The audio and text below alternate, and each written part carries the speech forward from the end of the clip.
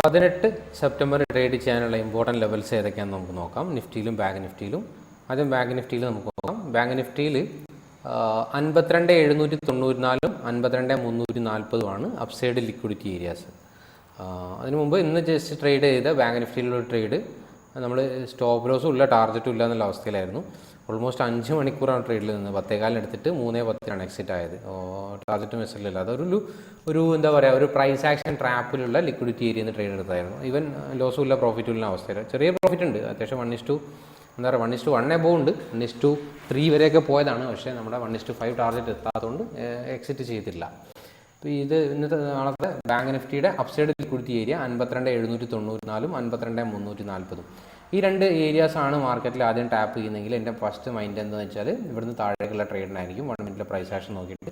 അതായിരിക്കും ഞാൻ initially plan ചെയ്യുക. പിന്നെ ഇവിടെ ഒരു 1 മിനിറ്റ് ലിക്വിഡിറ്റി ഒക്കെ എടുത്തിട്ട് ഒരു 50 മിനിറ്റ്സ് ഓൾറെഡി ജസ്റ്റ് എടുത്തിട്ടുണ്ട്. അങ്ങനെ നോക്കുകയാണെങ്കിൽ ഇവിടെ കറക്റ്റായിട്ട് ഒരു ലിക്വിഡിറ്റി ഇനിയിപ്പോൾ മാർക്ക് ചെയ്യാൻ പ്രോപ്പറായിട്ട് കാണുന്നില്ല. കുറച്ച് താഴെയായിട്ടായിരിക്കും ഉണ്ടാവുക. 50 minutes liquidity areas 1 അവറിലാണ് 50 minutes liquidity areas ഏതൊക്കെയാണ് നമുക്ക് നോക്കാം. ഇവിടെ നോക്കുമ്പോൾ ഹയസ്റ്റ് ക്യാൻഡലിൻ്റെ ലോ ഇവിടെ ഇത് പ്രോപ്പറല്ല. ഇനി ഈ ഏരിയ ഇതും ഓൾറെഡി ഇന്ന് ടാപ്പ് ചെയ്തിട്ടാണ് അപ്സൈഡിലേക്ക് പോയത്. ഒരു ലിക്വിഡിറ്റി ടാപ്പ് ചെയ്തിട്ട് ഇന്ന് അപ്സൈഡിലേക്ക് പോയിട്ടുണ്ട്. ഇനി നോക്കുകയാണെങ്കിൽ എനിക്ക് തോന്നുന്നു ഇവിടെ ഒരു ഏരിയ ഉണ്ട്. ഈ ഒരു area upside liquidity downside liquidity 52,007. അതുപോലെ നമുക്ക് കുറച്ചും കൂടി ബെറ്റർ ആയിട്ടുള്ളത് ഈ ഒരു ഏരിയ 51,872. ഇതാകുമ്പോൾ 52,000 താഴെയാണ്.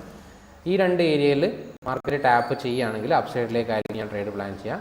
ഈ മുകളിലുള്ള രണ്ട് ഏരിയയിലാണ് മാർക്കറ്റ് ടാപ്പ് ചെയ്യുന്നതെങ്കിൽ ഡൗൺ സൈഡിനായിരിക്കും പ്ലാൻ ചെയ്യുക 1 മിനിറ്റിലെ പ്രൈസ് ആക്ഷൻ നോക്കിയിട്ട്. അല്ലെങ്കിൽ നെക്സ്റ്റ് ഡേ 18-ാം തീയതി ഫസ്റ്റ് ഓപ്പർച്യൂണിറ്റി അങ്ങനെ നോക്കുക. അതിനുശേഷം അന്ന് ക്രിയേറ്റ് ചെയ്യുന്ന പ്രൈസ് ആക്ഷൻ അനുസരിച്ചിട്ടായിരിക്കും ട്രേഡ് എടുക്കുക.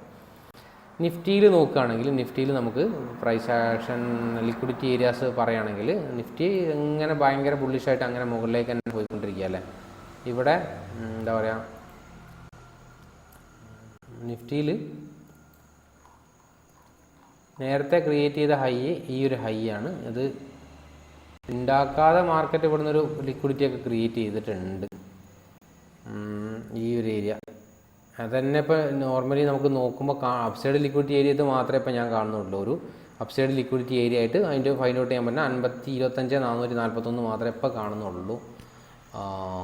ഓൾറെഡി ഇന്ന് ഒരു ഐഡിയസ് എടുത്തിട്ടാണ് ഓപ്പൺ ആയത്. അതിന് ശേഷമുള്ള ഐഡിയസ് ഒരു പ്രോപ്പർ ഐഡിയസ് എന്ന് പറഞ്ഞാൽ പ്രോപ്പർ ഐഡിയസ് അപ്സൈഡിലേക്കുള്ളത്, അതായത് ഇവിടെ ടാപ്പ് ചെയ്യുമ്പോൾ മുകളിലേക്ക് നോക്കാൻ പറ്റിയ ഏരിയ 25,336 മുകളിലുള്ളത് ഒരു പ്രോപ്പർ ഒരു അതായത് അപ്സൈഡ് ലിക്വിഡിറ്റി ഇത് ടാപ്പ് ചെയ്താൽ താഴേക്ക് നോക്കാൻ പറ്റിയത് 25,441.